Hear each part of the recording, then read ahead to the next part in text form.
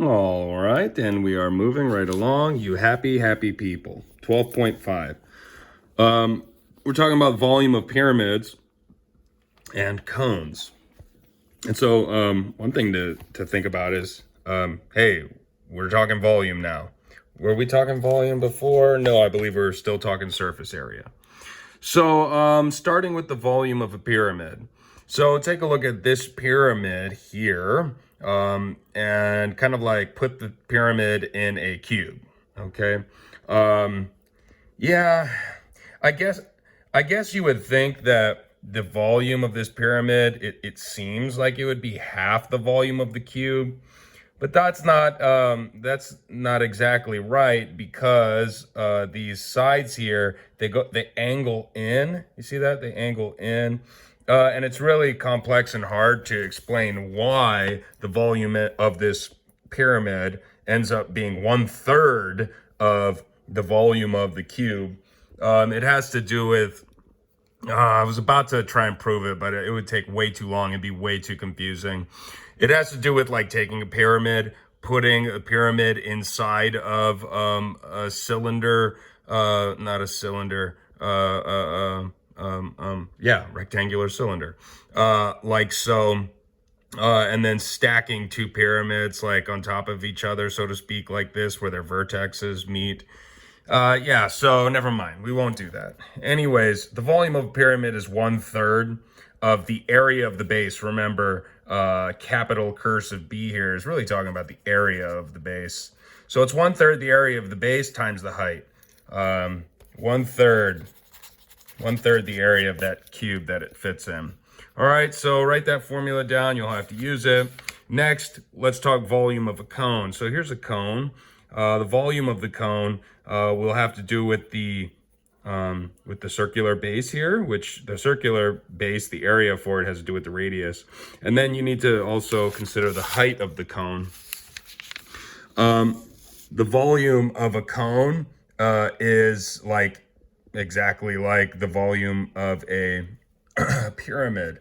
And so if you like put this cone here, this time inside of a cylinder, it corresponds with that same action with the pyramid. Basically, 1/3, the volume of the cone is 1/3 the volume of if you stuck that cone in a cylinder, circular cylinder.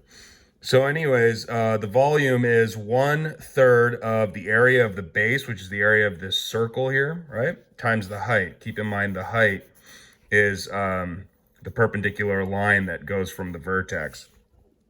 And if you want to simplify that further, that's really just 1/3 pi r squared times the height, because pi r squared is the area of the base, the circle. So anyways, you got two equations to remember, but they are the same thing. Just keep in mind that the base on a cone is the area for a circle, whereas the base on a pyramid is like is the area of a square, right? So anyways, you got those two, and then one last thing. So there's a relationship that happens with the cross section. Pow, pow, pow, pow, pow, pow. Okay, so you see, you could take a cross section, and it doesn't have to be in the middle. Like this cross section could happen like anywhere along the cone. You know, the cross sections get smaller as you go up, right?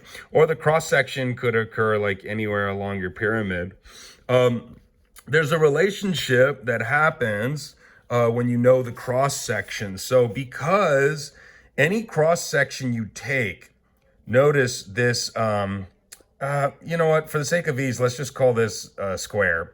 I don't know exactly what that shape is, but take a look at this square on the bottom and this square that is the cross section. So there is similarity going on here. These two shapes are similar. And because they're similar, the ratio of the corresponding sides will relate with the area, which also relates to the volume. And so you can find like this. So if you take the height from the vertex to your cross section, call it K, and if you take the height from the vertex to your base, call it H, there's a relationship between those values because of similarity. And so the ratio of the areas of the cross section to the area of the base. And so here, keep in mind, we're talking area of cross section over area of base. The ratio of these things will be the square of K to H, K over H. And so that will relate to your volume, but not directly. Let's do an example problem of this just so we could show you what I'm talking about. All right, so you got a pyramid that has the base area of 24 and a height of 12, right? And so cross section is cut 3 centimeters from the base. Okay, cross section cut 3 centimeters from the base. So what are they saying? They're saying that this distance here is 3. It's 3 centimeters. This cross section is 3 centimeters from the base, which means that if the total height is 12, then the height from the vertex to this cross section is 9, right? And so we've got this value of 9 here for the height and 12 for the total. And so the cross section, area of the cross section over the area of the base is going to equal the square of that ratio, 9 to 12. Oops. 9 to 12. Now let me just simplify that. What is that? Like 3/4, right? And so the square of that. And so find the volume of the upper pyramid. So they're just talking about this piece here. Okay, well, yeah, we can do that. Well, take a look here.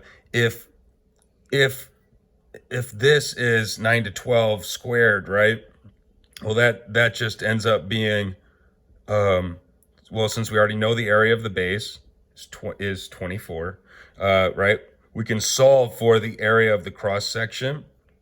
Here's 9 to 12 squared.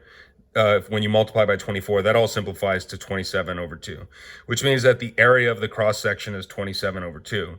And so, that's going to be involved in other questions, I'm sure. Find the volume of the frustrum, which is the solid below the cross section.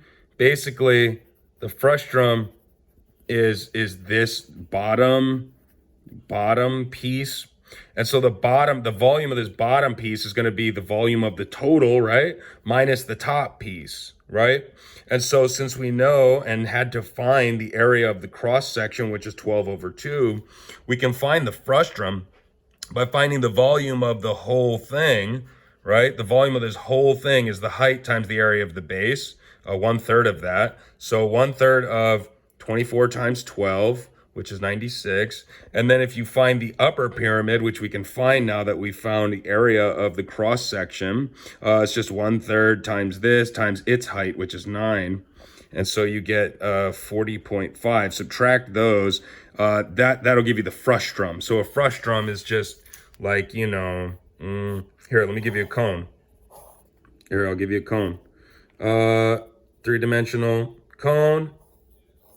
If we took a cross section and chopped the top off, bam, that'd be called a frustrum. You know what I'm saying? It's frustrating. Well, it's a frustrum, So anyways, that's a frustrum.